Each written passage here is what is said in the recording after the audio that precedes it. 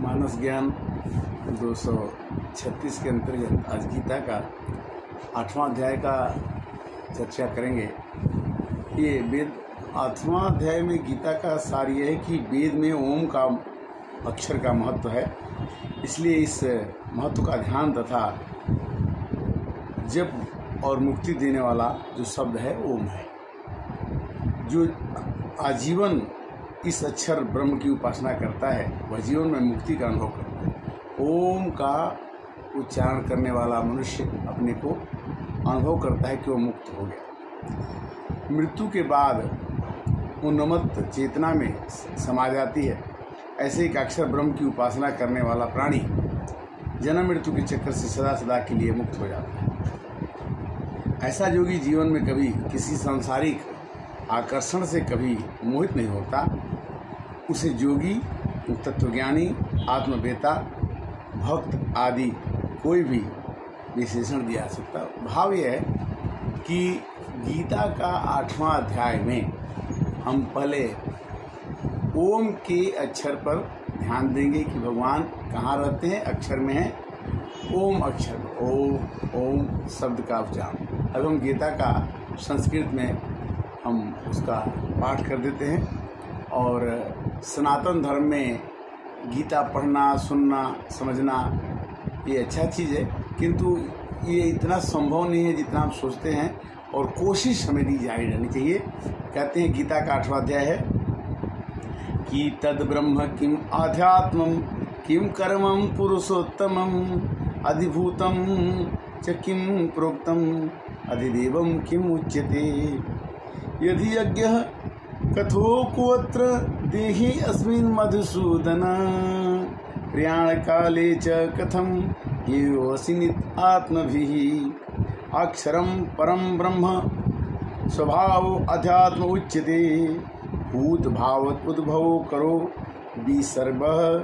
विसर्गः कर्म संगीतिः अधिभूतं क्षरो भावः पुरुषस्य च अधिदेवतम अधियज्ञो अहमेव अत्र देहे देहभृतावरम् अंतकाले च मामेव स्मरन् मुक्त्वा कलेवरम्। अंत में जो मेरे को भजते हुए शरीर को छोड़ता है, यह प्रयाति समद्भावम् यात्री न अत्र संशयः।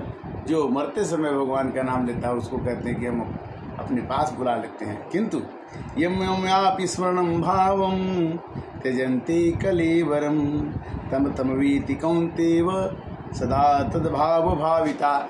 जो हमको अंतिम समय में जिस भाव से बचता है उसी प्रकार का फल मैं उसको देता हूँ। तस्मात् सर्वेषु कालेषु मम अनुसृजुधस्य च। इसलिए हमेशा मेरा भजन करते रहोगे, क्योंकि काल कब आ जाता है उसका टाइम टेबल नहीं है। इसलिए तस्मात् सर्वेषु कालेषु माम अनुसृजुधस्य च मया अर्पित मनोबुद्धि मामिवश्यस्य संशय अभ्यास योग युक्तेन चेतसा न अन्यगामिना परमं पुरुषं दिव्यं याति पार्थानुचिन्तयन्। कवि पुराणामनुशासितारा मणोरणीयां समुन अस्मद्यः सर्वस्य धातारमचिन्तरूपम् आदित्यवर्णः तमसः परस्तात् प्रयाणकाले मनसाचलेन भक्त्या युक्तो योग बलेन चैव भयोर्मध्ये प्रणमामि सम्यक् सतं परम पुरुषम उपत दिव्यम। मरते समय अपने मन को अपने केंद्र पर भ्रुकुटी पर ला करके हमको याद करें, किंतु मरते समय भ्रुकुटी पर कोई ला नहीं सकता। मृत्यु कब हो जाती है, कैसे हो जाती है, पता नहीं चलता। यदक्षरं वेद विदो वदन्ति विसन्ति यदि यतिवीतरागः यदक्षतं ब्रह्मचर्ये चरन्ति तति पदं संग्रह प्रवक्षे सर्वद्वाराणि संयम्य मनो हृदय निरोध्य च मूर्धन्य ध्यानात् पुनः प्राणः म स्थितो योग धारणम्। ओम इति एक अक्षरम ब्रह्म, ओम ही भगवान का नाम है, ओम ही भगवान है। ओम इत्कार अक्षरम ब्रह्म व्यवहारन माम स्मरुन यह प्रयाति तजन देहम सयाति परमाम गति। जो ओम नाम का अक्षर लेकर के इस शरार को छोड़ता है उसको परम गति मिलती है। अनन्य चेता सततम यो माम स्मृति नित्यशः, जो मेरे को नित्य स्मरण करता है नित्य सह तस्याहं सुलभम पार्थम नित्य युक्तस्य योगिनः मामेव पत्य पुनर्जन्मम। जो भगवान को प्राप्त करता है उसको पुनर्जन्म नहीं होता। मामेव पत्य पुनर्जन्मम दुखालयम अशाश्वतम न आपनुवन्ति महात्मानः संसिद्धिं परमां गता। और कहते हैं या ब्रह्म भुवन लोका पुनरावर्तिन अर्जुन मामुपेत्य तु कौन्तेय पुनर्जन्मन विद्यते। हे अर्जुन, मेरे को अगर आप जपते हैं तो आपका पुनर्जन्म नहीं होगा। वैसे तो पूरा संसार मरता है, जन्म लेता है, मरता है, जन्म लेता है। इसमें ब्रह्मा विष्णु महेश मतलब सभी देवी देवता को भी आना जाना पड़ता है, किंतु जो भगवान की शरणागति कर लेता है उसे द्वारा नहीं आना है। सहस्त्र युग पर्यंत महद ब्रह्मणो विदुः रात्रि युग सहस्त्राणम देहो अत्र रात्रिविदो जना। रात में सब लोग सो जाते हैं, सवेरे उठते हैं तो फिर दूसरा जीवन हो जाता है, फिर रात में सो जाते हैं, फिर उठ जाते हैं। इसी तरह से पूरे जीवन आदमी जीता है, फिर मरता है, फिर जन्म लेता है। इस संसार का चक्र है, किंतु भगवान के चरणों में रहने से मनुष्य का जीवन सफल हो जाता है।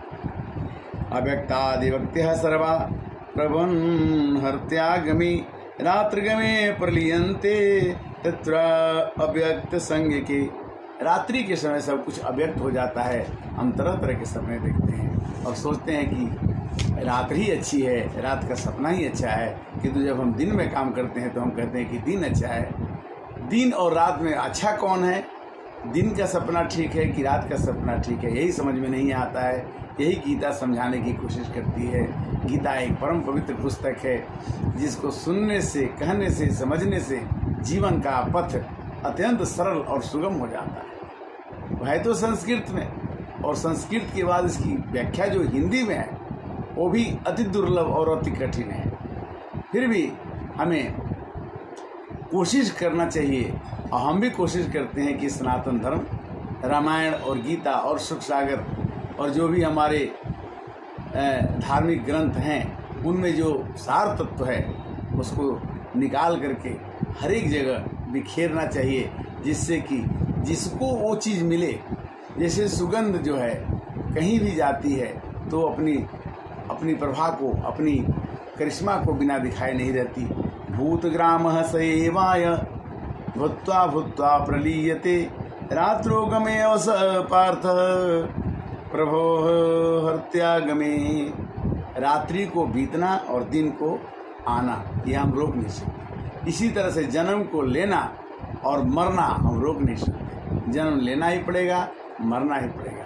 रात्रि शाम को होगी ही होगी, कल सुबह होगा ही होगा, किंतु इसी में हमें भगवान को कब भजना है, इसी 24 घंटे के अंदर, इसी जीवन में भगवान को कब अपनाना है, ये हमको सोचना होगा, हमको विचार करना होगा। इसके लिए भगवान गीता में बताते हैं कि परस्तस्मात् भावो अन्यो अव्यक्तो अव्यक्तात् सनातनः यः सर्वेषु भूतेषु नश्यतसु न विनश्यति।